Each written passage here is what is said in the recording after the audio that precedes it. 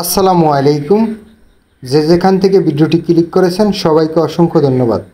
আজকের ভিডিওতে আমরা আলোচনা করব আসসালামু আলাইকুম ভাই, সরকারি ট্রেড লাইসেন্স ছাড়া অফিসগুলোতে পাসপোর্ট জমা দিলে কোনো সমস্যা হবে নাকি? রাশিয়াতে ট্যুরিস্ট ভিসায় গিয়ে কি কাজ করা যাবে বা কাগজ করা যাবে কিনা সব কিছু আমরা এই ভিডিওতে আলোচনা করব। অবশ্যই ধৈর্য সহকারে পুরো ভিডিওটি দেখবেন। পুরো ভিডিও না দেখলে আপনি বুঝতে পারবেন না যে ভিডিওর ভিতরে কি আছে।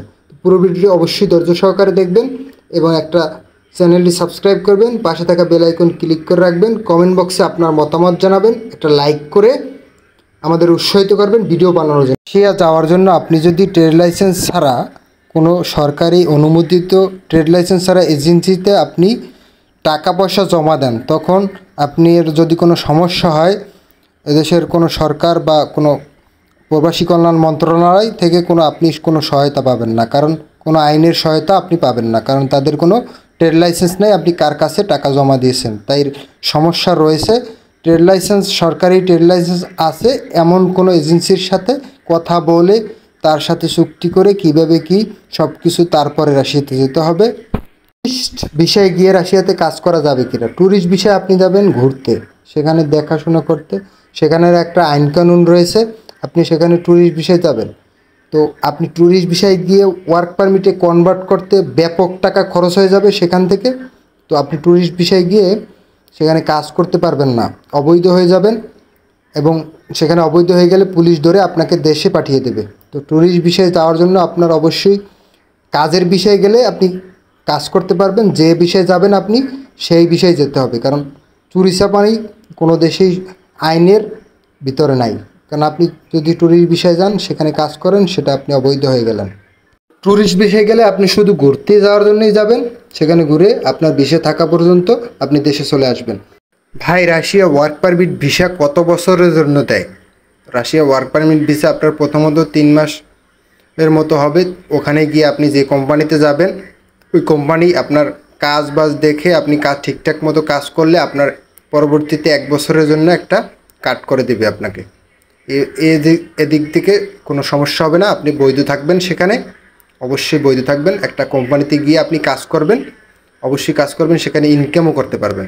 কোম্পানির সাথে আপনার যতদিন কন্ট্যাক্ট থাকবে, কন্ট্যাক্ট পেপারের ওই মেয়াদ শেষ করার পরে আপনি অন্য কোম্পানিতেও যেতে পারবেন, কোনো সমস্যা নেই।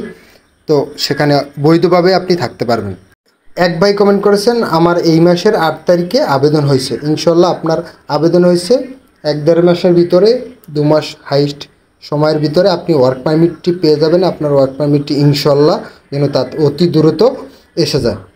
আর এক ভাই কমেন্ট করেছেন, ভাই আমি medical report, passport, police clearance সব কিছু, পাসপোর্ট সহ টাকা পয়সা জমা দিয়েছি, আমার ভিসা আসছে না। আপনি যদি সরকারি অরিজিনাল ট্রেড লাইসেন্স সরকারিওয়ালা এজেন্সির কাছে আপনি যদি দেন, আপনার টাকা পয়সা সব কিছু, পাসপোর্ট সব কিছু দেন, তাহলে আপনার ওয়ার্ক পারমিট আসবে ইনশাল্লাহ। কারণ ওয়ার্ক পারমিট আসলেই আপনার ভিসা হবে।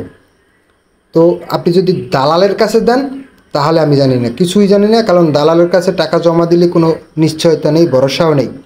দালাল বলা হয় আপনি একজন লোকের কাছে টাকা জমা দিয়েছেন, সে আবার গিয়ে অফিসে টাকা জমা দিয়েছেন।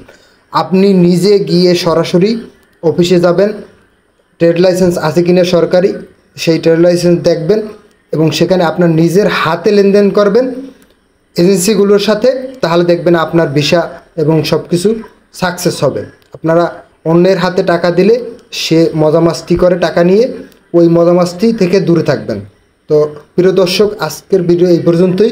ভালো থাকবেন, সুস্থ থাকবেন, পরবর্তীতে দেখা হবে। আমাদের চ্যানেলটিতে নতুন দর্শক হয়ে থাকলে চ্যানেলটি সাবস্ক্রাইব করবেন, পাশে থাকা বেল আইকন ক্লিক করে রাখবেন পরবর্তী আপডেট পেতে। আপনাদের মতামত কমেন্ট বক্সে জানাবেন এবং একটা লাইক করে আমাদের উৎসাহিত করবেন।